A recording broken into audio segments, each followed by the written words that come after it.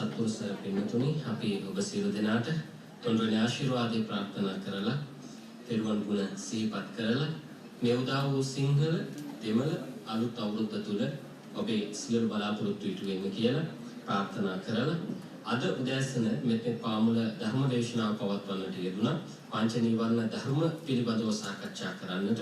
හැබැයි අපි කාමච්ඡන්ද කියන මේ කොට්ටාශය පිළිබඳව කරුණු සාකච්ඡා කරගෙන යන මොහොතේ අපටත් නොදැනුවත්වම කාලය ගත වන වගේ ඉතාමත්ම සක්සුදක්සේ පැහැදිලි වන්නට යෙදුණා. මොකද අතිපූජනීය කැටවල හේමාලෝක නාහිමිපාණන් වහන්සේ කියලා කියන්නේ ඉතාමත්ම සියුම් ධර්ම කොට්ටාශයක්, ගැඹුරු ධර්ම කොට්ටාශයක් සරලව මේ සමාජයේ තිබෙන උදාහරණ උපහරණ ගෙනහැර දක්වමින් ඔබේ ජීවිතයට බද්ධ කරමින් ධර්මයට ගලපා දේශනා කරන්නට සමත් දේශකයන්න් වහන්සේ. ඒ නිසාවෙන්ම තමයි මෙතරම් වූ ආදරයක්, ලෙන්ගතුකමක්, ගෞරවයක්, පූජනීයත්වයක් දක්වන්නේ අපේ හාමුදුරන් වහන්සේට. ඔබ සියලු දෙනා ඒ ගෞරවය අදත් අපි එලෙසම පූජා කරමින් පුද කරමින් සූදානම් වෙන්නේ ඉරිදා මෙත්නෙත් පාමුල සජීවී ධර්ම සාකච්ඡාව ආරම්භ කරන්න.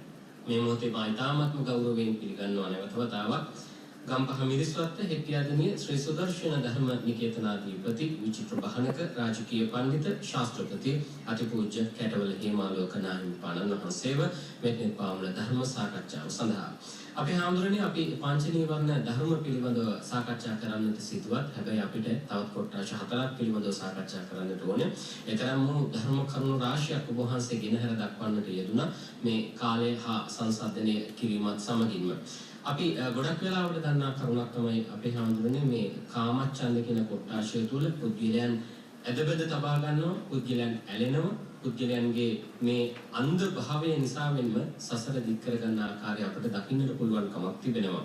අපි ස්ත්‍රී පුරුෂ කියලා සමාජයේ කොටාශ දෙකකට බෙදුවොත් එහෙම අපි වඩාත්ම හොඳින්ම දන්නා කරුණක් තමයි ගෞතම සම්බුද්ධ ශාසනය තුල වැඩි වශයෙන්ම මේ සසරෙන් නිවන මාර්ගයේ ගමන් කරන්නට අපගේ පිරිමි පාර්ශවය නැත්නම් පුරුෂ පාර්ශවය ආර්ය මහා සංඝරත්නය ලෙස පෙරටුව ගමන් කරන්නට යෙදුණා. නමුත් අපි වර්තමානයේදී දකින කාරණාවක් තමයි හාමුදුරනේ වැඩි වශයෙන්ම අපේ විහාරස්ථාන ආශ්‍රය නිශ්‍රය කරගෙන පුරපසළොස්වක පොහොය දිනක වේවා වෙන යම් පින්කමක් සංවිධානය කිරීමේදී වේවා මේ කාන්තා පාර්ශවයන් තමයි පෙරටුව කටයුතු කරන්නේ. නමුත් සංඝ පරපුරේ ගමන් මාර්ගය ඔස්සේ ගමන් කරන්නේ අපේ පිරිමි පාර්ශවය. මේ කොටාශ දෙක සංසන්දනය කිරීමේදී අපේ හාමුදුරනේ මා ඔබ වහන්සේගෙන් විමසන්න සූදානම් වෙන්නේ වැඩි වශයෙන්ම මේ කාමච්ඡන්දය කියන කොටාශයට ක්ෂණිකව බැඳෙන්නේ පිරිමි පාර්ශවයේද ස්ත්‍රී පාර්ශවයේද කියන කාරණාවයි.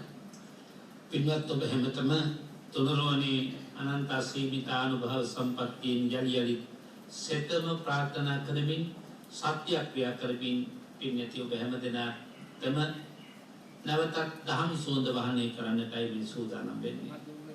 කාමච්ඡන්දය බහුල වශයෙන් පවතින්නේ පුරුෂයන්ටද ස්ත්‍රීන්ටද කියන කාරණයට ධර්මයේ තුල තියෙන පිළිතුරක් ලැබුණොත් මතුවුණොත් නිතරම තද ඇලීමක් කවුරු පිළිබඳව පවතින්නේ කාන්තාව තුලයි කියන කාරණාව කිව්වොත් ඒක වඩාත් නිවැරදි. එහෙමයි. මෙතන කාමච්ඡන්දය කියන වචනය ඊටම පොළොත් මා ඉදිරිපත් කළ කතාපුවක් කීපයක් තියෙනවා මගේ ධර්ම දේශනාව තුල. එහෙමයි. ඒ තුල අපට පේන්නේම පිරිමි සත්වයන් කොයි විදිහට කාමයට වැඩි නැඹුරුතාවයක් තියෙන කියලා. කාන්තාව බොහෝ වෙලාවට කාමච්ඡන්දේ අදහස් තීව්‍ර බවට පත් වුණත් ඔවුන්ට ඇති වෙන සමාජයේ ගැරහීම වගේ දේවල් ඒ වගේම සමහර වෙලාවට විවාහක කාන්තාවක් නම් කොතරම් කාමච්ඡන්දය පිළිබඳ සිතුවිලි අනුපුරුෂයෙක් පිළිබඳව ඇති වුණත් බොහෝ දුරට පාලනය කර ගැනීමේ උවමනාව තියෙනවා. පෞල් ජීවිතය පිළිබඳව කල්පනා කරලා හිතලා අපේ පුරාතන සමාජය තුළ බොහෝ සදාචාරාත්මක සීමාවන් කාන්තාවන් වෙත පනවා තිබෙනවා.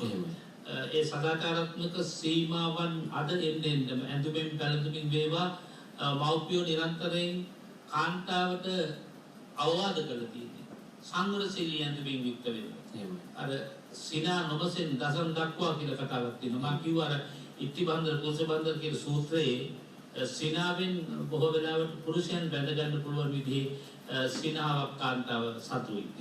පිරිවෙන් සතුත් එහෙමයි. නමුත් ඒ වුණාට කාන්තාවට විශේෂයි. ඒ නිසා අපිට වැඩිපුර පේන දෙයක් තමයි කාන්තාව හැඟීම් මතින් ලපටි ලාමකයි. සරාගී සිටිවිලි වලින් බහුලයි.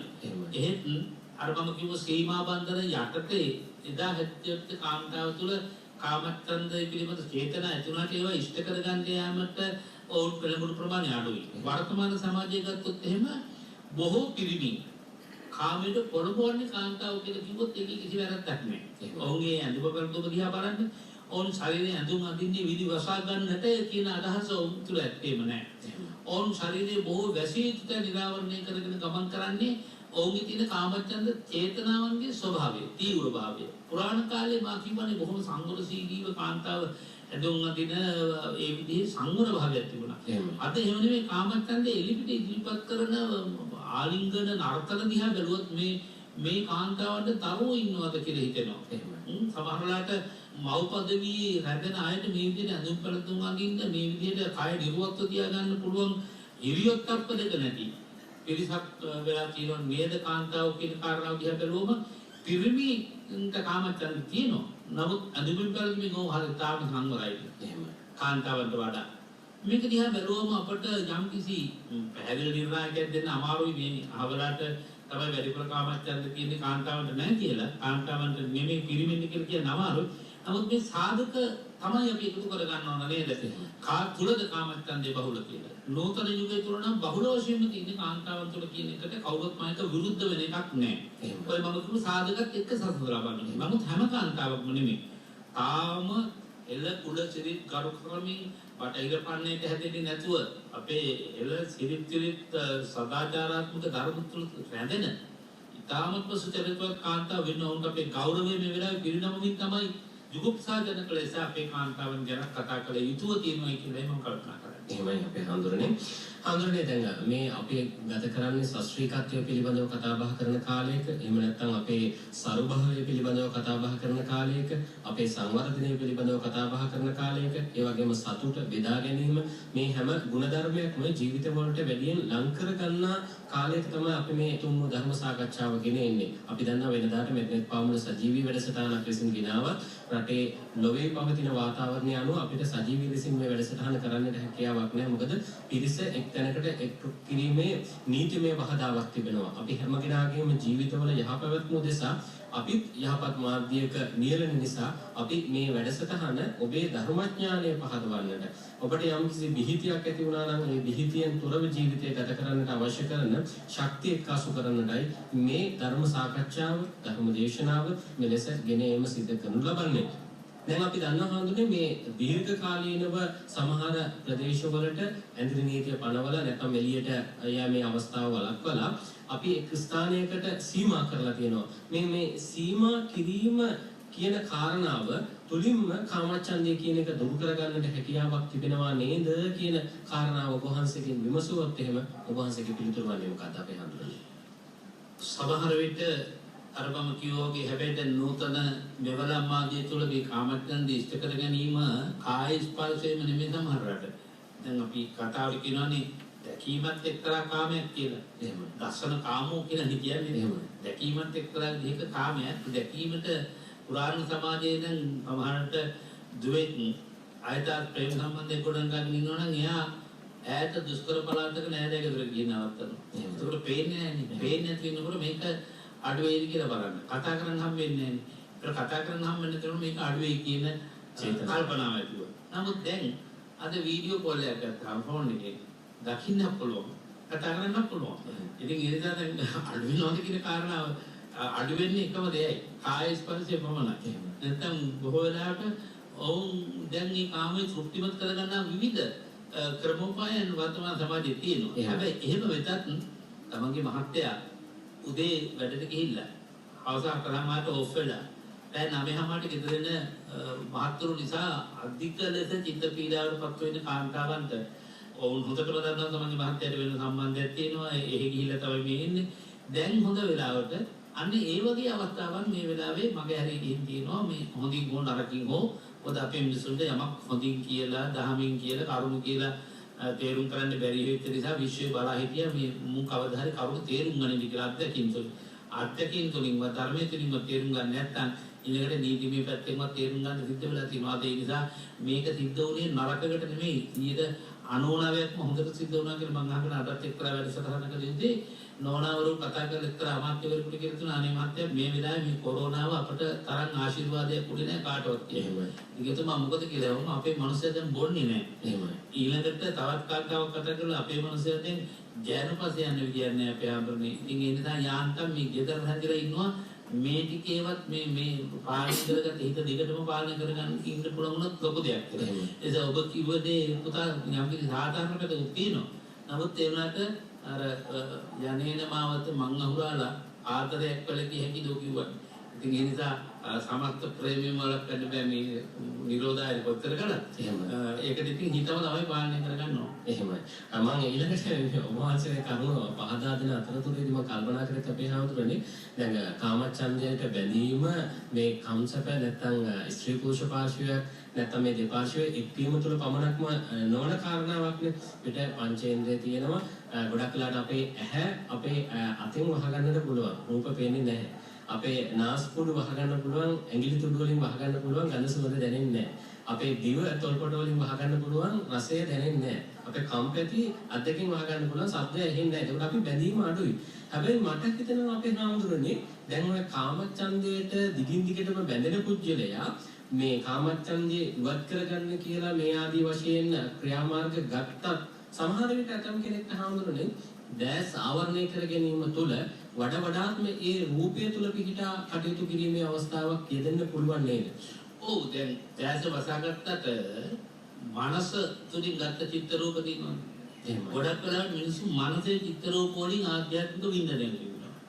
කොයියම් දෙයක් හරි. මේ ශ්‍රීපුර සංගෝගී කරන විතර නෙමෙයි. මිනිස්සු ජීවිතේ හරසුන් දේවල් නැවත නැවත මනසින් අතීත රූප රාමු හිතේ තියාගෙන දැස වසාගෙන හිටියට මොකද හිත ක්‍රියාත්මක නැහැ. හිත තුළ තියෙන ස්වභාවය තමයි අයින් කරන්න ඕන. කනුවා නම් තමයි සිත කනුවා. එහෙම.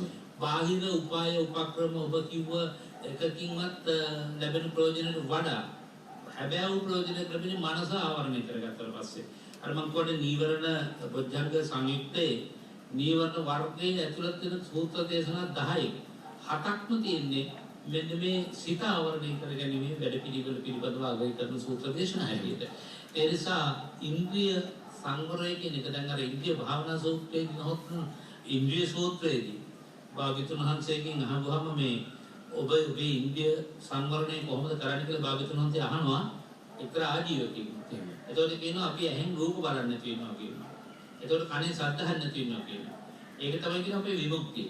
එතකොට අහනවා ඇහෙන් කවදාවත් රූප බලපු නැති මිනිස්සු එහෙමනම් රහත් වෙන්න ඕනනේ. එහෙමයි. ඒ ඇහැ පිළිබඳව යම් කිසි කාම සංකල්පයක් නැහැ නේ. එහෙමයි. ඒ නියම ඉවත් වෙලානේ. එහෙමයි. එතකොට ශබ්ද ඇහෙන්නේ නැත්නම් කන් දෙක ඇහෙන්නේ නැති අයට ශබ්ද අහගෙන ඉන්නේ ඒක තමයි කිව්වා ඉන්ද්‍රිය සංවරය. ඉතින් එහෙමනම් ඒ ඉන්ද්‍රිය සංවරය නිවරට විමුක්තියට හේතු වෙනවා නම් කන් ඇහෙන්නේ නැති අය ඒකට විමුක්තිය කියන්නේ පාය. එහෙමයි. ඉතින් ওই විදිහට බලවම ඉන්ද්‍රියන් බාහිර ඉන්ද්‍රිය සංවරණය නෙවෙයි ආර්ය ගුණය තුළ නැත්නම් ආර්ය මාර්ගය තුළ ඉන්ද්‍රිය සංවරය ආධ්‍යාත්මික ඉන්ද්‍රිය සංවරයට මොකක්ද ලබා දෙන්නේ. ඒකෙදී කතා කරනවා දැන් රූපය දැක්කොත් නිමිත්තක් ගාහි හොයි. අනු නිමිත්තක් ගාහි හොයි. නානු ව්‍යංජනං ගාහි හොයි. නිමිති අනුනිමිති වශයෙන් ඒක නැවතනවා කරගෙන මෙනෙහි කරනකොට තමයි කාමයේ පිළිබඳ සංකල්ප රූපේ නොපෙනුම. දැන් අපි හිතමු කෙනෙකුගේ ඇහැ පිළිබඳව දැන් අර මට මතක හැටියට උප්පලවන්න රහත් මෙහෙණින් වහන්සේ පිළිබඳව වෙන්නේ නැති අර ගිහි කාලේ ඇත්ත පෙම් කළ පුරුෂයෙක් ඇගේ ඇස් දෙකටයි ආශ්‍රය කරේ. ඒතර ඇ පෙනෙන නොපෙනෙන හැම වෙලාවකම ඇගේ ඇස් දෙක ඒ මිනිහට සී වෙන්න පටන් ගත්තා. මේ ඊළඳාරිය පින්නපාත වෙඩි වෙලාවේ කායනයස්කට රින්ගලා ඉන්නවා. පින්නපාතේ වරදලා දිවා විහරණයට ඇඳේ දිගා වෙනවත් එක්කම ඇඳයට ඉංග්‍රීසියට ඇවිල්ලා බදා ගන්නවා. බදා ගත්තාම එහනවා ඇයි කියලා අහනවා. ඔබට ආදරේ කියනවා. මගේ මොනවටද ආදරේ කියලා අහනවා. ඊට කියනවා මම ඔබේ ඇස් දෙකටයි ආදරේ කළේ කියලා. ඒතකොට ඒ ඇහැ කරවලා දෙනවා. දැමුත් ආදරේද කියලා අහනවා. අන්න ඒ වගේ මිනිස්සුන්ගේ සිත තුළ තියෙන මගේ භාග්‍යවතුන් වහන්සේ දේශනා කොට වදාළ වැදගත් සූත්‍ර දේශනාව තුන සංකප්ප රාගෝ පුරිසස්ස කාමෝ නතේ කාම යানি චිත්තානි ලෝකේ නසන්ති. කාමයේ තියෙන්නේ ලෝකයේ තියෙන ලෝක වස්තුන් තුල නොවේ. ඒ නිසා ලෝක වස්තුන් නොදකින්නට ඉන්ද්‍රියන් ආවරණය කරගත්තායි කියලා කාමයේ තියෙන සංකප්ප රාගෝ පුරිසස්ස කාම. සංකල්ප රාගයෙන් තමයි කාමී බවට පත් වෙන්නේ. එහෙමයි. ඒක තමයි භාග්‍යවතුන් වහන්සේගේ සැබෑ උදේශනයේ ගැඹුර. හොඳයි අපේ හඳුරන්නේ දැන් අපි කාමයේ පිළිබඳව කතා බහ කරනවා ඒ වගේම විවිධ ධර්ම කරුණු කොහොමද මේ කාමච්ඡන්දයත් එක්ක බැඳලා තිබෙන්නේ කියන කරුණු පිළිබඳව කතා බහ කරනවා මම බොහෝන්සේගෙන් විමසන්න කියලා හිතුවා අපිට යහපත හෝ අයහපත හෝ කියන කාරණාව තුළ දිගින් දිගටම බැඳෙන්නට යම්කිසි වීර්යයක් අවශ්‍යයි. ඒ කියන්නේ කාමය කියන කාරණාවට බැඳෙන්නට වීර්යයක් තියෙන්න ඕනේ. එතකොට මේ වීර්යය කියන කාරණාව එක පැත්තකින් යහපත් කියන අර්ථයෙන් ගන්න පුළුවන්. හැබැයි කාමයට බැඳුනා මේක වීර්ය කියන එක අකුසල ධර්මයක් නේද කියලා තමයි වහන්සේගෙන් විමසන්නේ. ඔව් දැන් එක්තරා රජ කෙනෙකුට රැයක් පහන් වල තුන නිින්ද යන්නේ නැහැ. එහෙමයි. ඉතින් ඔබින බැවිදිමින් ඉන්නවා. රජතුමා කල්පනා කරනවා මම මේ හිත බැඳගත්ත කාන්තාවක් ඉන්නවා බාහිරි. නමුත් වෙනත් කාන්තාවක් වෙත යනවාට මේ අගවිසව කැමති නැහැ කොහොමදවත්. අන්තපුරයට කැමති නැහැ කියන එක මේ කියන්නේ. ඉතින් කල්පනා කරනවා කොහොමද මම ඈ සමග අභිරමණය කරන්නේ? එහෙමයි. ඈ සමග මම කොහොමද එකතු වෙන්නේ? එළි වෙනතුරු නිින්ද යන්නේ.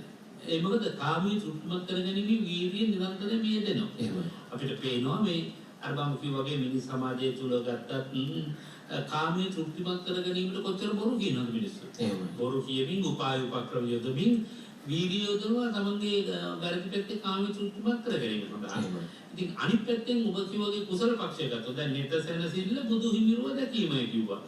ගතසනසිල්ල බුදු හිමියට වැඳීම. එතකොට ඒ සඳහා අරිට වඩා වැඩි වේගයකින් වීර්ය සකස් කරගන්න ඕන. මේකට කියන්නේ චතු සම්පදඤ්ඤ වීර්ය කියලා අපි එකක් අහලා තියෙනවා. චතු සම්පදඤ්ඤ වීර්ය කිව්වේ කළ කුසල දියුණු කර ගැනීමට. ඒ කියන්නේ යහපත් පැත්තේ ආධ්‍යාත්මික ගුණාංගයන් සංවර්ධනය කර ගැනීමට.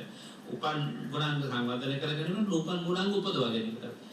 උපන් අගුණ අකුසල පක්ෂය නවත්වා ගැනීමටත් නූපන් අකුසල පක්ෂය නූපදවා තබා ගන්නට වෑයම් කිරීමක් කියන සතු සම්ප්‍රදාන වීර්යය හැම දෙයකම අවශ්‍යයි කියන එක සතු සම්ප්‍රදාන වීර්යය තුළ පැහැදිලි. එහෙමයි. ඒක හොඳ පැත්තට නරක පැත්තට දෙකටම සමගාමීව මේ වීර්ය හතර වාග්යතුන් වහන්සේ දේශනා කරනවා. මම හිතනවා ඒක පැහැදිලිද? එහෙමයි හඳුන්නේ.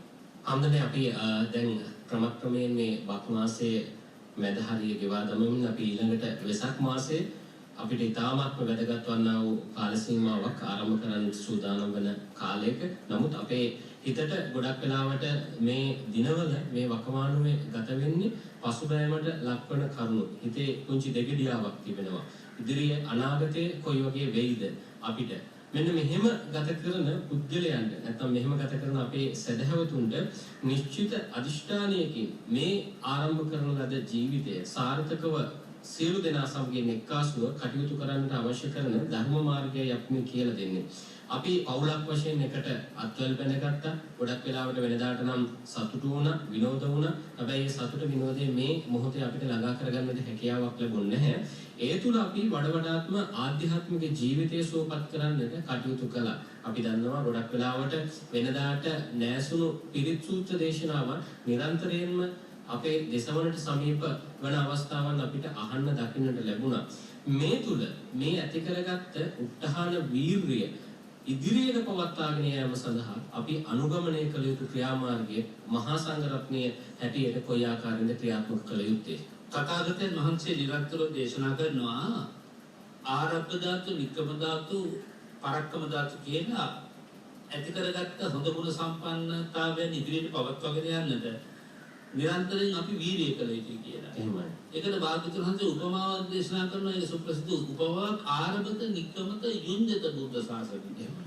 දුනාතු මත්තිනෝ සේන නලාගාරම් කුංජව. වට දඩු ගොඩක් වනසන ඇත්රජු ලෙසින් අපිට පටන් ගත්ත වීර්යයෙන් ආරම්භක වීර්යයෙන් පටන් ගත්ත මේ උසස් අධ්‍යාත්මික කටයුතු නිසා ලෝකේ සමග ලංකාව සසඳර විට මේ වෙච්ච උවදුර තුල ඇත්තටම ලංකාවේ අවම මරණ සංඛ්‍යාවකින් අපට දැනටත් මිදෙන්න පුළුවන් වුණා. එහෙමයි. ගෙම අවම ආසාදිතයන් ප්‍රමාණයකින් අපට නවතින්න පුළුවන් වුණා. එහෙමයි. අපට ඒ අවම ආසාදිතයන් සංඛ්‍යාව වුණත් ඇති උනේ මේ රටට මෙබඳු දෙයක් බෝකොලට කමක් නැහැ කියන පටු සංකල්ප තුල ඉන්න ආත්මාර්ථකාමී මිනිස්සු නිසා. එහෙමයි. දුන් උපදෙස් ක්‍රියාත්මක කරන්න තරම් නැති කවදත් කොහොමත් කොතරම් විකි හිතුවක්කාරකම් වල ප්‍රයත්නවලිය නිසා මිස මේ තැනෙන්ටත් වඩා පහළ මට්ටමකින් අපිට සෝදායක තත්ත්වයක් ගොඩනගන්න පුළුවන් වුණා අපේ අධ්‍යාත්මික බලවේගය නිසා. ඒ නිසා අපි මිනිසුන්ට වැටහෙනවා නම් අපේ ආධ්‍යාත්මික ශක්තිය නිසාමයි. ඔබ කියෝ විදිහට විවිධ පිරිත් දේශනා විවිධ ගුණධර්ම නිසාම අපට මහ විශ්වණයකට යානෝදී.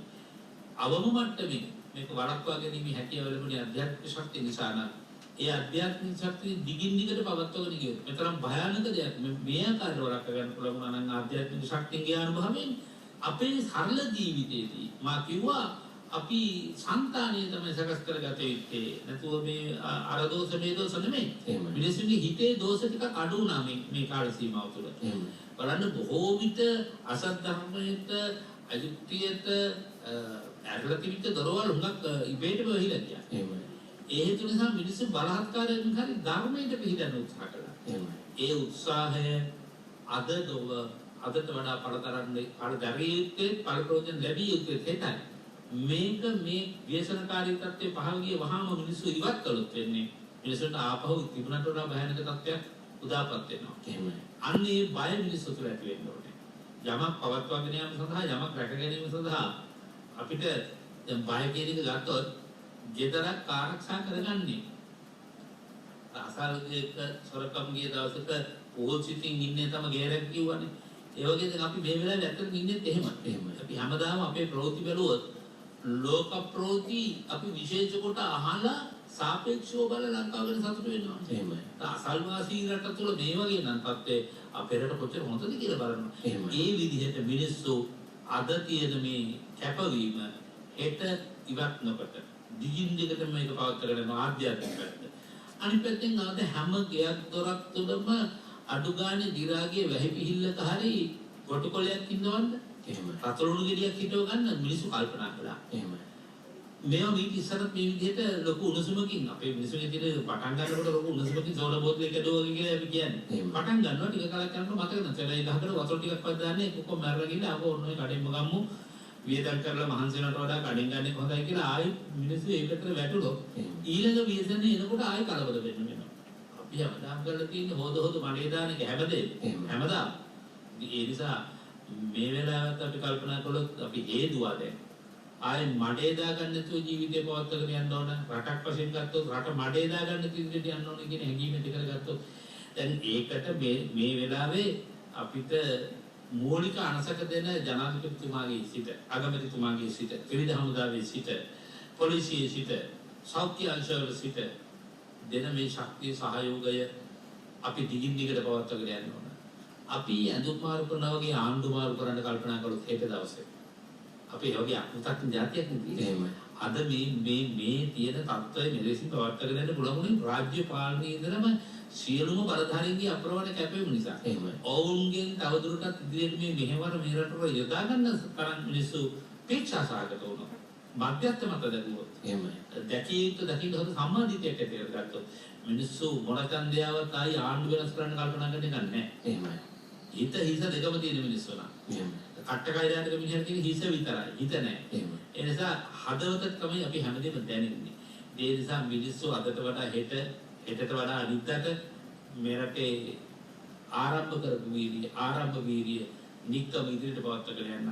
ඒ තුල අපේ පරාක්‍රමයේ අදට වඩා මතුමත් පරම්පරාවට උණු කරන්නත් අපි කල්පනා කරනවා. ඒක තමයි මේ වීඩියෝ වැඩගත්න දේ. එහෙමයි. එනිසාවෙන්ම අපි net FM රේඩියෝව ජාතිය නාලිකාව හැටියට අපි හඳුන්වන්නේ ඔබ වහන්සේ නිරන්තරයෙන්ම අනුශාසනා කරනවා. මහා සංඝරත්නයත් අපිත් සමගින් අත්වල බැඳගෙන ගන්තරයෙන්ම ශ්‍රී ලාංකීය විශ්වකර්ම පෙළහර නම් මේ උතුම් වූ කාර්යය සඳහා මේ වන විට ඒ වැඩසටහන ඉතාමත්ම සාර්ථකව ගමේ විහාරස්ථානයේ නායක හඳුරන වහන්සේ කේන්ද්‍ර කරගෙන නායකත්වයෙන් කටයුතු කිරීම ඒ වගේම අපේ පාරම්පරික ආයුර්වේද වෛද්‍ය ක්‍රම නැවත ස්ථාපනය කිරීම පාරම්පරික ගතිසිරිත් නැවත ස්ථාපිත කිරීම ආරක්ෂා කර ගැනීම අනාගත පරපුරට දායාද කිරීම වැනි උත්තුංග ගුණාංග අපි රැක ගැනීම වෙනුවෙන් අපි කටයුතු කරන අතරේ ඔබ වහන්සේ දේශනා කළ ආකාරයට මතක් කළ ආකාරයට පුළුවන් විදිහට අපිට අවශ්‍ය කරන දේවල් අපේ ගෙවත්තේ වගා කිරීමේ වැඩපිළිවෙල පිළිබඳව අපේ සදහවත් පිරිස දැනුවත් කරලා ඒ අනුව බොහොම සාර්ථකව මේ කටයුතු සිද්ධ වෙන මොහොතකයි මේ ආකාරයෙන් අපි ධර්මයට ඔබේ ජීවිතය හුරු කරන්නේ වඩා තිබෙන යම්කිසි ආකාරයක පසුබෑමක් තිබෙනවා නම් එය දුරු කිරීම සඳහා ඇත්තටම ඔබ වහන්සේ කරුණු දේශනා කරන විට අපේ හඳුන්නේ net.fm රේඩියෝව කෘෂි කර්මාන්තය සම්බන්ධයෙන් කතා කරපු වැඩසටහන හරිත කලාලය කියලාම දක්වනවා. මේ තුල අපි කොහොමද මේ තමුන්ගේ ගෙවත්ත කෘෂි භූමියක් බවට පත් කරගන්නේ? ඒ අවශ්‍ය කරන දැනුම ලබා දෙන්න කටයුතු කළා. මේ තුල ධර්මයේ තුල පිහිටා ස්වභාව ධර්මයට කොහොමද ආදරය කරන, ගරු කරන, නමස්කාර කරන පුරවැසියෙකු බිහි කරන්නේ, නිර්මාණය කරන්නේ කියන කටයුතු පිළිබඳව කතා බහ කළා. ඒ කරුණු වර්තමානයේ වෙන විට සක්සුදක්ෂයේ පැහැදිලි වෙනවා. එදා කතා කළ ඒ කරුණු මේ කාලවකවානුව වෙනකොට ක්‍රියාත්මක කරන්නට සුදුසුම ආකාරයට මේ පරිසරය සකස් වී තිබෙනවා. ඒ නිසා අපේ හාමුදුරනේ අපි හැමදාමත් යම්කිසි ආකාරයක දැන් වර්තමාන මේ කාලේ වැඩි වශයෙන්ම රැකියාවෙන් ඈත් වෙලා නිවසට වී රැකියා කටයුතු කරන නිසා ආයතනයෙන් බැහැරව නිවසට වී කටයුතු කරන නිසා අපිට බෞද්ධයන් වශයෙන් රකින්නට තිබෙන උතුම්ම සීලය රැකිය යුතු සීලය පංචශීලය. මේ පංචශීල ප්‍රතිපත්තිය තුල පිහිටා කටයුතු කරන කෙනෙකු හැටියට නිවසේ සියලු දෙනා එකට කටයුතු කරන අතරතුර අපිට එක් ගුණාංගයක් හෝ සත්‍යක්‍රියාවක් වශයෙන් ප්‍රගුණ කරන්නට පුළුවන් නම් අපි ගත යුතු ක්‍රියාමාර්ගය කුමක්ද? ගොඩක් වෙලාවට අපි අතින් වැරදි වෙන්නට ඇති අතීතයේ. හැබැයි මේ වැරදි වර්තමානයේ පවුලක් හැටියට අපි එකට ඉඳගෙන වාද කරලා විවාද කරලා අර මීටරේ කියන පරතරයේ තියාගෙන ඒවටත් අපි අනුගත වෙලා වාද කරලා විවාද කරලා අපිට පුළුවන් අපි තුල ගුණාංගයක් ඇති කරගන්න. අපි තනි පුද්ගලයෙක් වශයෙන් ගුණාංගයක් ඇති කරගන්නට පුළුවන්, ප්‍රගුණ කරන්න පුළුවන්. පවුලක් වශයෙන් අපිට ඒ ගුණාංගය ප්‍රගුණ කරන්නට පුළුවන්. අවසානයේ සමාජයක්, රටක් වශයෙන්, ලොවක් වශයෙන් මේ සත්‍ය ක්‍රියාවක් සිද්ධ වෙන තැනට විශ්වයට වඩා යහපත් ගුණාංගයක් එක්කාසු කරන තැනට අපි කොයි විදිහට ජීවිතයක්ද සකස් කරගත යුත්තේ? ඇත්තෙන්ම ඔබට පුළුවන්කම ලැබුණා නම් මේ ලැබුණු අවුරුද්දේ නිර්මාංශී ජීවිතයක් ගත කරන්න. අපි වෙනදා අවුරුද්දට අපේ කෑම මේසේ අනිවාර්යයෙන්ම කුකුළු මස් තිබුණා. එහෙමයි. කරවල ආහාර මස් තිබුණා. එහෙමයි. අද සමහරට ඒවා මිලදී ගැනීමේ තත්ත්වය භයානකයි. ඒවා අතින් අත එන ඒවා. එහෙමයි. අවියාවෙන් අවියාව දෙන ඒවා. අනිත් ආහාර පාන වලත් එහෙමයි. අතින් අත ස්පර්ශ වෙමින් එන ඒවා. නමුත් අපිට නොකාමරෙන්න බෑ. අපි පුළුවන් සෞඛ්‍ය ආරක්ෂිත විධික්‍රම භාවිත කරන තමයි මේක කරන්නේ. එහෙමයි. අපේ ගෙදර මේ අවුරුද්ද කියන එක ලැබුපු වෙලාවේ කිසිම මස් මාංශයක් ඉදුනේ නැහැ කියලා. අඩු වශයෙන් අපි තහන්ති හිතෙන් දාගෙන ඉන්න මස් මාංශයක්. අපි අපේ ගෙදර කවදාවත් හරක් මස් වෙලා නැහැ කියලා. එහෙම. පොදු වශයෙන් හිතන්න පුළුවන් නම්. ඒක සත්‍ය ක්‍රියාවක්. එහෙම. ඒක සත්‍ය ක්‍රියාවක්. කවුරුත් පවුලේ එකට එකතු වෙලා අපි මේ සැරේ නිර්මාංශව ගත කරමු. මේ වෙලාවේ මස් මාංශ වලින් උසපුරවා ගැනීම හරි භයානක තත්ත්වයක්. මොකද මේ විවිධ වූ විස බීජ වෛරස් කියලා කියන විස බීජනේ. ඒ වෛරස් ශරීරගත වෙන තියෙන ප්‍රවණතාවය වැඩි බව විද්‍යාඥයෝ අඳුනලා දීලා තියෙනවා. නිර්මාණ ස්වභාවයේ වටිනාකම අත ලෝකෙට දැනෙනවා. එදා මේක කතා කරද්දී මිනිස්සු බොහොම අපහාසාත්මකව බැලුවා. මේ අලුත් දේ නොතකන රට ඉදිරියට නොයයි කියලා කිව්වගේ මේ අලුත් ඉදිරිපත් කිරීම ප්‍රතික්ෂේප කරපු ඉතිහාසයක් තිබුණා. නමුත් දැන් අද සමාජයේ පිළියෙල කියලා නිර්මාණ ස්වභාවයේ තියෙන වටිනාකම කොහොමදත් ඉදිරියට මේ වෙජිටේරියන් කියලා අපි කතා කරන එළවලුත් එක්ක තමයි මිනිස්සු එතන එක එළවලුවක් එක්ක අදපත් වෙන ආහාරෙට ගන්න මිනිස්සු. ඉතින් ඒ නිසා මිනිස්සුන්ට පුළුවන් තරම් සත්‍යක්‍රියා කරන්න කාරණා ඕනෑ තරම් තියෙනවා. කාරණා ඕන තරම් තියෙනවා. එතකොට මේ ප්‍රාණඝාතය ගැන කතා කළේ. එතකොට අපි සමහර වෙලාවට ලොකු ධනයක් අපේ ගෙදර නැහැ. නමුත් ලොකු ධනයක් ඕන නම් අයුක්තිය අසාධාරණයෙන් හම්බ කරන්න පුළුවන් රස්සාවල් අපි මිනිස්සුන්ට කළා. සත පහක් අසාධාරණ හම්බ කරපු දෙයක් අපේ ගෙදර අපි පරිහරණයට ගත්තේ නැහැ. ඒ සත්‍යක්‍රියා බලයෙන් ලැබෙන වර්ෂය තුළ අපට ශක්තිය ලැබෙන්න ඕනේ. ධෛර්යය ලැබෙන්න ඕනේ. අපේ ජීවිතය අහිංසකයි. අපිට අහස්මාලිකා තනන්න තරම් ප්‍රාර්ථනා තිබුණේ නැහැ. අපි අහිංසක අල්පේච්ඡ සහල් ප්‍රයත්න ජීවිතය ගත කරා. ඒක සත්‍යය. ඒ සත්‍යක්‍රියාව බලයෙන් එළබෙන වර්ෂය ආලෝකමත් වේවා කියලා ඉස්සන් කරන්න පුළුවන්. ඒ වගේ මොනවා හරි සිල්පදයක් ඔබ කිව්වාගේ පංච සීලයම නරකෙන්න පුළුවන් සමහර විට. එක සීලයක් ආරක්ෂා කරන්න මාකෝ සම්බුලා දේවී එක සිල්පදේ අධිෂ්ඨාන කළේ. ඇයට පුළුවන් වුණා සියලු වෛද්‍යවරු සුව නොවේතයි කියන රෝගයක් සුවපත් කරගන්න. ඒ වගේ අපි තම තමන්ගේ අධ්‍යාත්මය තුළ තම තමන් පුරෝපු යම් වෙන විශේෂ ගුණ තියෙනවා. සමහරට ඔබ අවිවාහක කාන්තාවක් කියලා අපි හිතමු. ඔබට ඕනෑ තරම් ඔබේ රෝලසර් තියෙනවා. ඔබ අවිවාහක ජීවත් වෙනවා. ඔබට ඕනෑ තරම් විවාහියෝ දෙනවා. ඔබ කල්පනා කළේ නෑ මම මගේ මව්පිය රැකගෙන භ්‍රමචාරී ජීවිතයක් ගත කරන්න ඕන. මව්පිය රැකගෙන ඉන්නත් භ්‍රමචාරී ජීවිතයක් තියෙන මේ ජීවිතයේ ගෙවුවේක සත්‍යවාදී වුණනම් මගේ ප්‍රාර්ථනා ඉෂ්ට වෙන්න ඕන මට නිවන් දකින්න මේ පින පාරමිතා වෙන්න ඕන කියලා හිතුවම මේ ළඟ නෙමෙයි ඈත සැලස්මක් අනුව ක්‍රියාත්මක වෙන්න පුළුවන් කියලා. ජීවිතයේ උදුරින් අත්මිදෙන්න ඒ සත්‍යයක් වේවුණ ප්‍රමාණවත්. කාමීත්‍යාචාරයෙන් අත්මිදනොයි කියන තැන එනකොට ඒකේ වටිනාම දේ තමයි භ්‍රමචාරී ජීවිතය. ඒ වගේ එක එක ගුණ ධර්ම ටික එකතු කරගෙන සත්‍යයක් කරන්න පුළුවන්. එහෙමයි. අනාගත පරම්පරාව අපේ හාමුදුරනේ ගොඩනැගීම පාලකයන්ගේ වගකීමක් සහ යුතුයකමක් වෙනවා. ඒ වෙනුවෙන් සංවිධානය කිරීම, සැලසුම් සකස් කිරීම ඔවුන්ගේ කාරණාවක්. මේ කාලවකවානුව තුළ පාසල් වලට දීර්ඝ කාලීන විවේක ලැබුණ, නිවාඩු ලැබුණ, විශ්වවිද්‍යාල වලට උසස් අධ්‍යාපන ආයතන වලට දීර්ඝ කාලීන නිවාඩු ලැබී තිබෙන කාලයක්. ඒ අනුව පාලකයන් මේ පවතින අධ්‍යාපන ක්‍රමයේ වෙනුවට, මේ තරඟකාරීත්වයේ වෙනුවට ආධ්‍යාත්මයටත් මුල් තැනක් දීලා මේ රට ජාතිය ඒ වගේම මේ සම්බුද්ධ ශාසනය ගැන හිතන දක්ෂ නිර්මාණශීලී ළමා පරපුරක් බිහි කරන්නට අපි ධර්මයත් එක්ක ජීවත් වෙන පුරවැසියන් වශයෙන් ඔවුන්ගේ ජීවිතය සුවපත් කරන්නට මොන වගේ වැඩසැලසුම්ද මේ කාලයේ ප්‍රයෝජනයටගෙන සකස් කරගත යුත්තේ?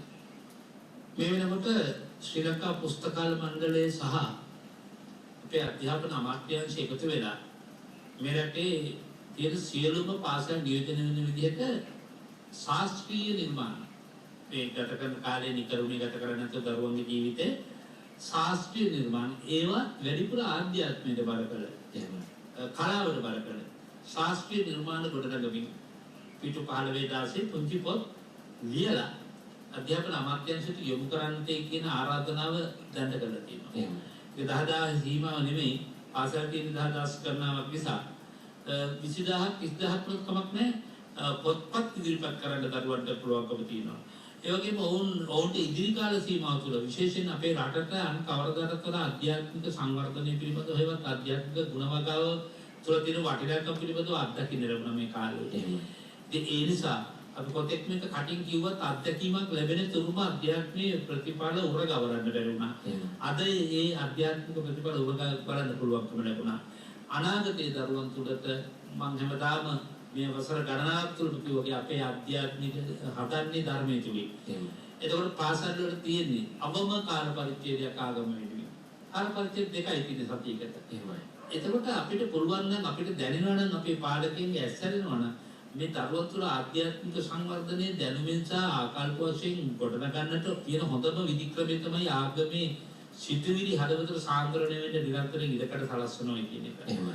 අන්න එතකොට පුළුවන් නම් අපේ කාලච්ඡේද අඩුම ගානේ දවසකට එක කාල පරිච්ඡේදයක් ලැබි.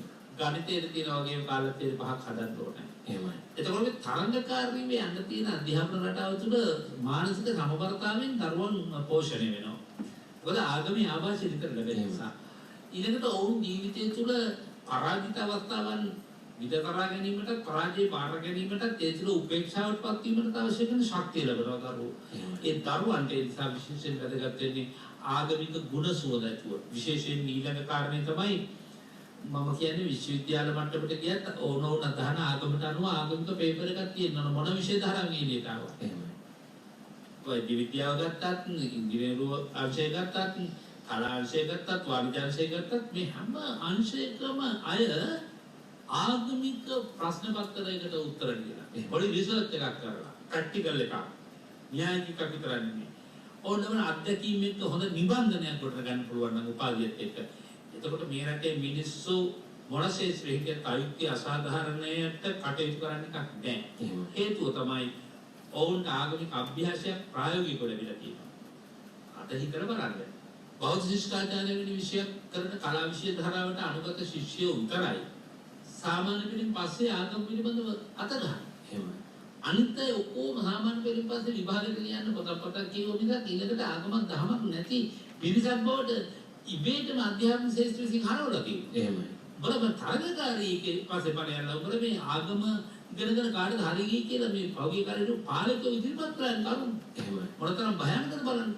ඒ தත්ත්වය සකස් කරගන්න ආගමික ගුණ සුවඳ හැම හොඳ දේ දරුවන්ටයි කියුවාගේ හොඳම දේ වැඩිපුර සාන්ද්‍රණය කරන්න ඕන, ඇතුළත් කරන්න ඕන දරුවන් තුලයි. දරුවන් තුල ඇති කරනකොට ඒ දරුවෝ නොමේරු වයසේ 1 2 3 4 5 6 විතර මේ ආගමික වැඩසටහන් කරවලා හරියන්නේ නැහැ. වැඩිපුර මනස මෝරනකොට තමයි ආගමික ගුණ සුවඳ දෙන්නේ. ඒකයි මොකද සියලු උපාධිධාරී. සියලු උපාධිධාරීන් ආගමික අභ්‍යාසයක් න්‍යායික වශයෙන් හා ප්‍රායෝගික වශයෙන් ලබා දෙන්න ඕන කියලා මගේ කල්පනාව. එහෙමයි. එහෙමනොත් තමයි රට ආධ්‍යාත්මික වශයෙන් සංවර්ධිත රටක් බවට පරිවර්තන කරන්න පුළුවන් වෙන්නේ. ඒ ආධ්‍යාත්මයෙන් රට පෝෂණය කරන්නට සංවර්ධනය කරන්නට අපේ සියලු පාලකයන්ට සහ මහජන නියෝජිතයන්ට ශක්තිය ලැබෙන්න කියලා අපි ප්‍රාර්ථනා කරනවා. ක්‍රමක්‍රමයෙන් කාලය ගත වෙන නිසා අවසන් වශයෙන් අපේ හාමුදුරනේ ඉතාමත්ම වැදගත් කාරණාවක් මා ඔබ වහන්සේගෙන් මතු කරගන්නට සූදානම් වෙන්නේ. අපි දන්නවා ජීවක වේද මහත්මයා පිළිබඳව ඉතාමත්ම දක්ෂ වෛද්‍යවරයෙක්. මේ ජීවක වේද මහත්මයාගේ ඒ කාලවකවානුව සහ ඒ ජීවිතයත් ගෙනහැර දක්වමින් ඒ වගේම සම්මා සම්බුදුරජාණන් වහන්සේගේ ශාසන ඉතිහාසයත් ගෙනහැර දක්වමින් අපි දන්නවා ඒ කාලේ වන විට සියලු විහාරස්ථානවල මේ ඖෂධ ගබඩාවක් නැත්නම් ආයුර්වේද ඖෂධ වෙදකම පිළිබඳව මනා දැනුමක් තිබෙන භික්ෂුන් වහන්සේ වාසය කරන්නට යෙදුණා. ඒ තුළ මේ වගේ වසංගත රෝග ආදීන් වැළකීලා ධර්ම මාර්ගයේ ගමන් කරන්නට හැකියාවක් ලැබුණා. හැබැයි අපි දකිනවා වර්තමානයේ වෙන විට අපේ හාමුදුරනේ බොහෝ විට අපි දකිනවා අතරින් පතර අපිට හම් වෙනවා විස වෛද්‍ය විශේෂඥ හාමුදුරුවරු, ඒ වගේම ආයුර්වේද වෛද්‍ය විශේෂඥ හාමුදුරුවරු අපිට මුණ ගැහෙනවා. තාමත්ම දක්ෂ හෙළ වෙදකම පිළිබඳව දැනුමක් තියෙන. නමුත් සමස්තයක් හැටියට ගත්තාම අපිට අතීතයේ ලෙඩක් දුකක් කරදරයක් ඇති වුණාම මේ වගේ මොනවා හරි ගැටලුවක් මතුනම අපිට අග්ගාලා ගමේ පන්සලේ හාමුදුරුවෝ ළඟට ඉක්මනටම ගමන් කරලා ඒ සඳහා අවශ්‍ය කරන ප්‍රතිකර්ම ලබා ගත්තා. වර්තමානයේ අපි දකින ටිකක් පසුබෑමට ලක් වූ කාරණාවක් තමයි මේ විහාරස්ථාන ආශ්‍රයේ හාමුදුරන් වහන්සේ තුළ මේ ආයුර්වේද වෙදකම පිළිබඳව යම්කිසි දැනුමේ අඩුකමක් අපි දකිනවා. මේ දැනුම සම්පූර්ණ කිරීමත් වටිනා කාරණාවක් නේද කියලා මම වහන්සේකින් මතු කරගන්න සූදානම් වෙන්නේ. හොඳයි. මට ඒකට අංශ දෙකකට පිළිතුරු සපයන්න පුළුවන්. අපේ ශාසනික විනයේ තියෙනවා අනේසන ධර්ම කියලා જાතියක්. එහෙමයි. ඒ කියන්නේ නොකල යුතු කටයුතු හැටියට දේශනා කරලා තියෙනවා කරුණු 30 ගණනාවක්. ඒ තුලින් ශාස්ත්‍ර විද්‍යාව, වෛද්‍ය විද්‍යාව වගේ දේවල් වෙදහෙතකම් අපේ භික්ෂුන් වහන්සේලාගේ තේරවාදී දර්ශනය තුල මුලවන් ප්‍රතික්ෂේප කරලා තියෙනවා. වේදහාමුදුර කෙනෙක් වීම ප්‍රතික්ෂේප කරලා තියෙනවා. නමුත් අපේ ඔබ සිහිපත් කළා වගේ අපේ හෙළ දේශයේ එදා සිට අද දක්වා ස්වාමීන් වහන්සේලාගේ ආభాෂය දරුවෙකු බිහි වෙන්නට పూర్වයේ සිට ඒ දරුවගේ ජීවිතේ හැම කොටසකදීම හඳහන බැලුවේ නැකට හැදුවේ අපි ආසියාතික රටක් හැටියට තේරවාදී දහම ගරු කරන රටක් හැටියට වගේම අපේ සම්ප්‍රදායිකව ආපු පාරම්පරික අභ්‍යාසයන් භික්ෂුන් වහන්සේලා ලබාගෙන ඔබ කිව්වාගේ විශේෂඥ වෛද්‍යවරු බවට ශල්‍ය විශේෂඥ වෛද්‍යවරු බවට පත්වෙච්ච ස්වාමීන් වහන්සේලා වැඩි හිටියා. අද උන්වහන්සේලාගේ විහි නොවීමට කාරණාව වෙලා තියෙන්නේ අධ්‍යාපනය ලැබෙන යුගයේ අපට අධ්‍යාපන ශාස්ත්‍රයේ ඒක අනිවාර්ය වශයෙන් අන්තර්ගත වෙලා තියෙනවා. ඒ අනේසන ධර්ම ගැන කල්පනා කරන නිසා සමහරට අපි හිතමු ගුරුහාමුදුරුවෝ හොඳ දක්ෂ සර්වාංග වෛද්‍යවරයෙක්. නමුත් ගෝලයා අඩුගානේ බෙහෙත් කොළ ටිකක් තලා ගන්න අමර ගන්නවත් උදව් කරන්න තරම් හැඟීමක් නැති ශිෂ්‍යයෝ හැදෙනකොට ගුරුවරයෙක්ගෙන් පස්සේ ඒක අභාවයට ගිහින් ඉන්නවා. පාරම්පරිකව මේක අභාවයට යාම තුල අපට ලොකු පාඩුවක් ඇත්තට සිද්ධ වෙලා තියෙනවා. ඉතින් ඒ නිසා වෛද්‍ය විද්‍යාව පිළිබඳව ඒවත් හෙළවෙදකම පිළිබඳව ස්වාමීන් වහන්සේලාට ලොකු පසුබෑමක් තියෙන එක පිළිගන්න වෙනවා. ලංකාවේ පන්සල් මං හිතන්නේ 100ක්වත් තියෙනවද කියලා. ඔය කියපු සියලු අවශ්‍යතා පන්සලෙන් සම්පූර්ණ කරගන්න පුළුවන්. අර වගේ පට්ටයක් හැපුවත් පන්සලට දුවනවා. එහෙම. ලොකු හඳුර දැනගෙන තිබුණා. එළිය වලින් කොහොලනෝ පුරුස්සල මේකට ගෑම ඒක එක්තරා ඖෂධීය ගුණයක්. අන්න දැනගෙන තිබුණා. එතකොට ඒ වගේ වෙදපොත් පරණ පන්සල්වලදී වෙදපොත් දැන් පුරාවිද්‍යාවකට ගිහින් තියෙනවා. ඒක කොහොම අභාවයට පත් වෙලා කවුරුත් භාවිත කරන කෙනෙක් නෑ. ඉතින් භාවිත නොකරන සතර නැසෙන්නේ. එනිසා ඒ භාවිත නොකරන වටිනා ශාස්ත්‍රය වේද ශාස්ත්‍රය අද පරිහරණයට පත් වෙලා තියෙනවා. ඒ නිසා ඇත්තට මේක මහඟුතම යෝජනාවක්.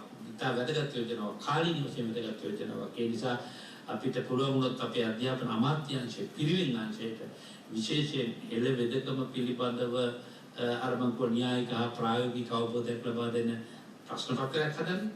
ඒ වෙනින් අධ්‍යාපන දෙන්න ඕන තරම් ස්වාමීන් වහන්සේලා වැඩි ඉන්නවා. ඒ වගේම ගිහි මාතෘණිය හැරි කමන්නේ බොතකට යුතුද ඉගෙන ගන්න. ඒ වගේ මේ නිසා වේද මහත්යත් එක්ක සංඝ වේද ගුරු ගෝවි කම්කරු කියලා මේ පංච මහා බලවේගය කියලා තිබුණේ. ඒ නිසා සංඝරුවනයි වෛද්‍යවරයයි දෙන්න. එකට එකතු වෙන්නේ ඒක හොඳයි. එකම චරිතය තුළ මේ දෙක දකින්න පුළුවන් එක වඩා ඵලදායකයි හැටියට කල්පනා කරමින් ඒකේ වඩා වටිනාකම දැනෙන්නේ මේ වගේ අවස්ථාවක. දැන් බලන්න ඉසතෙල් ගන්න කියන නැකට හදුවා කියලා නෝ ඉසතෙල් ටික හැදෙන්නේ පන්සලෙන්නේ. එහෙමයි. ඒක ඉසතෙල් කියලා කියන්නේ මොකද්ද? බේත් ඖෂධීය ගුණයන් ඒක රාශී කරලා මෙන්න මේ වර්ෂයට මේ ඉසත මේ කොඹකොළ. පායට කොළොම්කොළ. ඊළඟට මේ වෙලාවේදී මේ දැනට ගන්න මෙන්න මේ ඖෂධීය ද්‍රාවණය තමයි තෙල් වශයෙන් හදලා ගන්න හිල් තෙල් වශයෙන්. ඒක හාමුදුරුවෝ දැනගෙන තිබුණා. දැන් අපේ ඔය ආපා පංචාංගලිත කියන එක පන්සල් කීයකින් කීයකට තියෙන්නේ කියලා කියන්නේ. එහෙමයි. ඉතල ආපා පංචාංගලිත කියන එක හැම පන්සලකම දකින්න තිබුණා. දැන් මේ ඉතින් ඔක්කොම පංචාංගලිත කියන එක ඇත්තෙත් නැහැ මේ එක එකනට හිතන ලියලා තියෙනවා.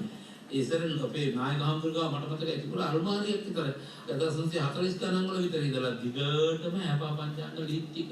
ඒක පණ වගේ ආරක්ෂා කළා. ඕනම කෙනෙක් ආවම මගේ වෙලාව බලා ගන්න ආවේ උපන් අවුරුද්ද කියපම් බලන්න කිව්වා ඒකට අදාළ ලිත ගත්තා උන්වහන්සේ විනාඩි 20ක් යන ඉතලා ආගම් කොලේ තියලා දෙනවා එහෙමයි ඒ තරම් ලොකු කියාවක් තිබුණා කලාපලයක් කියන්නේ එතකොට දැන් මේ යාපා පංචාංගලෙත් තියෙන සංවත්සර පත්‍රය කියලා දැන් අලුත් කෙනෙක්ගේ ඇහුවොත් එහෙම අලුතෙන් සංවත්සර පත්‍රය මොකක්ද කියලා සංවත්සර පත්‍රය කියන්නේ මොන වගේ පත්‍රයක්ද ඒක මම කියවලම නැහැ කියලා කියාවි ඒ තැනට අපේ කම් සම්පූර්ණ දේශීයත්වයේ කියන එක රකින්න ඕන තැනින්ම දේශීයත්වයේ ගිහිලා ඉවරයි. ඒ නිසා ඇත්තයි අලුතෙන්ම පන්නරයක් ලබා දෙමින් අපේ භික්ෂු පරම්පරාව සකස් කළ යුතුයි කියන හැඟීම සහ විශේෂයෙන් මම දර්ශන පුතාට මගේ ගෞරවය කරනවා ඉලන්දාරියෙක් හැටියට, තරුණ කොල්ලෙක් හැටියට පුරාතන දේවල් පිළිබඳව මෞපියන්ගේ ලැබිච්ච ආభాෂ නිසා වෙන්නේ මේ වගේ ප්‍රශ්න නගමින් පුරාණත්වයට ජීවයක් සැපයට තරම් වටිනා ප්‍රශ්නයක් එහෙම කරනවා විශේෂයෙන් දර්ශන පුතාට මගේ ආශිර්වාදය පිළිගන්නවා. අපේ දේශීයත්වයට ගරු කරන දේශීය දේවල් වල අගය රකින්න සුරකින්න දේශීය සංරක්ෂණ ක්‍රම බිහි කරන ශාස්ත්‍රීයත්වය කරා මගේ රට රැගෙන යන්නට පුළුවන් අනාගතය සාර්ථක කරගන්නට පුළුවන් සරු කරගන්නට පුළුවන් එකක් වෙනුවෙන් අද දවසේදී මේ උතුම් ධර්ම දේශනාව සහ මෙත්නෙත් පාමුල ධර්ම සාකච්ඡාවට වැඩමුවා ඔබේ ජීවිතය පිළිබඳව යම්කිසි හෙට දවස ගැන පුංචි බියක් ඇති වී තිබුණා නම් ඒ බිය පහව ගොස් ජීවිතයට සතුට සැනසීම ළඟා කර ගැනීම සඳහා අප කෙරෙහි අනුකම්පාවෙන් වැඩමුවා මේ අනුශාසනාවන් සිද්ධ කරන්නට යෙදුණු හැමදාමත්ම මෙත්නෙත් පාමුලේ දේශකයන්න් වහන්සේ සංඝ පීඨුන් වහන්සේ ගම්පහ මිරිස්වත්ත හෙට්ටියාදෙණිය ශ්‍රී සුදර්ශන ධර්මනිකේතනාධිපති විචිත්‍ර භානක රාජකීය පඬිත ශාස්ත්‍රපති අතිපූජ්‍ය කැටවල හේමාලෝකනාහිමි පාණන් වහන්සේට අපි මේ උදා වූ අලුත් අවුරුද්දේ නිදුක් නිරෝගී සුව චිරජීවනයේ සහ ධර්මාවබෝධය ලැබේවා කියලා ප්‍රාර්ථනා කරනවා. ඒ වගේම මේ අනුශාසනාවන් සිද්ධ කරන්නට අපගේ හාමුදුරන් වහන්සේ නිර්මාණය කරන්නට යෙදුණු ආදරණීය මෑණියන් වහන්සේට පියාණන් වහන්සේට ඒ වගේම යහපත් මාර්ගයේ ගමන් කරන්නට අවශ්‍ය කරන ඒ මාර්ගය කියා දුන්නු ගුරුවරුන් සියලු දෙනාටත් අපි මේ පින්පෙත් අනුමෝදන් කරනවා. මොකද අද ඒ සියලු දෙනා නිසාවෙන් තමයි අපි මේ ආකාරයට මේ ධර්මඥානය ළඟා කරගන්නේ. ඔව් අපේ හාමුදුරනේ. ඔව් ඇත්තටම බෙහෙවින්ම මේ වෙලාවේ පුණ්‍යානුමෝදනා කළ යුතු අංශ ගණනාවක් තියෙනවා. සුබ අලුත් අවුරුද්ද ප්‍රාර්ථනා කළ යුතු විශේෂයෙන් මේ දුෂ්කර අවස්ථාවේදී පින්වත් ඔබ කුසගිනි දරාගෙන අපේ කුසගිනි නිවන්නට මේ පූජා භූමියේ සියක්කමකට ආසන්නව වැඩ ඉන්න සියලු දෙනා වහන්සේලාට කුසගිනි නොදැනෙන්නට එක ව්‍යංජනයකින් හරි ආහාර වේල දාන වේල සපය ගන්න අපට උදව් කරපු උපකාර කරපු රාජ්‍ය ආයතන බුද්ධ අමාත්‍යාංශය ඇතුළු මාධ්‍ය ආයතන අපට උදව් කළා උපකාර කළා ඒවා නම් වශයෙන් සිහිපත් කරන්නට කාලේ නොවේ. ඒ වගේම සතර දිග්භාගයේ සිටින දායකයෝ බොහොම අමාරුවෙන් බලපත්‍රයක් ලබාගෙන අපට පුළුවන් උපරිම උදව් උපකාර කළා. ඒ සම්බුදු පිරිස තමන්ගේ බොහෝ අනුපාඩුකම් දරාගෙන අපට අපෝපකාර කිරීම පිළිබඳව විශේෂයෙන් පින් දෙමින් පින්නත් ඔබ හැමදෙනාටම ජීවිත ගමනේ නිදුක් බව නිරෝගී බව පිරිච්ච සුභාරුත් අවුරුද්දකට පාතබන්නට ඔබ අප වෙනුවෙන් කළ විශේෂ ශාස්ත්‍රෝපකාර හේතු වේවා කියලා ප්‍රාර්ථනා කරන අතරේ යම් කෙනෙක් තමන්ගේ විහෙර විහාර ආරාම වෙතත් ඒ වගේම පොදුවේ අහිංසක අසරණ බවට මේ වෙලාවේ පත් වුණු ජනතාව වෙතත් යම් සියුතාවක් උපකාරයක් කළා නම් අඩුගානේ වතුර බිඳුවක් හරි දුන්නා නම් ඒ හැමදෙනාටම මේ වෙලාවේ කුසල සම්පත්තියේ බලයෙන් සියලු දොස්වතුරු දුර වෙලා ජීවිත ගමනේ යහපත් ආලෝකයේ උදාපත් වේවා හැමතෙම සුබ අලුත් අවුරුද්දක්ම වේවා කියලා අපි ආශිර්වාද කරනවා. අපේ හාමුදුරන් වහන්සේගේ ආශිර්වාදයත් සමගින් අපි නිරන්තරයෙන්ම සිහිපත් කරනවා වෛද්‍යාංශවල කාර්ය මණ්ඩලය, ඒ වගේම ත්‍රිවිධ හමුදාව, පොලිසිය, සිවිල් ආරක්ෂක බලකාය, රාජ්‍ය සහ පෞද්ගලික ආයතන විශේෂයෙන්ම අපි වගේ වැඩ කටයුතු කරන මාධ්‍ය ආයතනවල සියලු කාර්ය මණ්ඩලය ඒ සියලු දෙනාගේ කැපකිරීම මත ඔබේ ජීවිතය සුවපත් කරන්නට අවශ්‍ය කරන ක්‍රියාමාර්ග රැගෙන තියෙනවා. ඒ නිසාවෙන් ඒ සියලු දෙනා නිර්මාණය කරන්න යෙදුණු ආදරණීය දෙමාපියන්ට, ඒ වගේම ගුරුවරුන්ට අපි මේ පින්පෙත් අනුමෝදන් කරනවා. ඒ වගේම net FM රේඩියෝව හැමදාමත්ම ජාතිය නාලිකාව හැටියට ඉතාමත්ම සත් ප්‍රාර්ථනාවන් මේ ලොවට මේ විශ්වයට එක්කාසු කරන්නට යෙදුණා. අපි ප්‍රාර්ථනා කරන්නේ මේ කොරෝනා වෛරස් රෝගී තත්ත්වයේ ඉක්මනින්ම මේ ලොවෙන් පහව ගොස් සියලු දෙනාගේ ජීවිත සුවපත් කරන්නට අවශ්‍ය කරන ත්‍රිවිධ රත්නයේ ආශිර්වාදය ලැබේවා. සියලු දෙවි දේවතාවුන් වහන්සේලාගේ ආශිර්වාදය ලැබේවා කියා. ඒ වගේම මේ කොරෝනා වෛරස් රෝගී තත්ත්වය නිසා යම් කිසි කෙනෙක් ලොව කොතනක හෝ මේ ගියා නම් ඒ සියලු දෙනාට පින්පෙත් අනුමෝදන් කරන්නට අපි මේ අවස්ථාවක් කරගන්නවා. ඒ අවස්ථාව මෙලෙසින් අපි ඉටු කරමින් අදත් මෙත්නෙත් පාමුල වැඩසටහන නිමාවටපත් කරමින් සමුගන්නයි සූදානම් වන්නේ. ඔබ සියලු දෙනාට තෙරුවන් සරණ ප්‍රාර්ථනා කරමින් අපි වැඩසටහන නිමාවටපත් කරමින් සමන්තාව යොමු කරනවා අපගේ ප්‍රධාන මැදිරි සංකීර්ණය වෙත.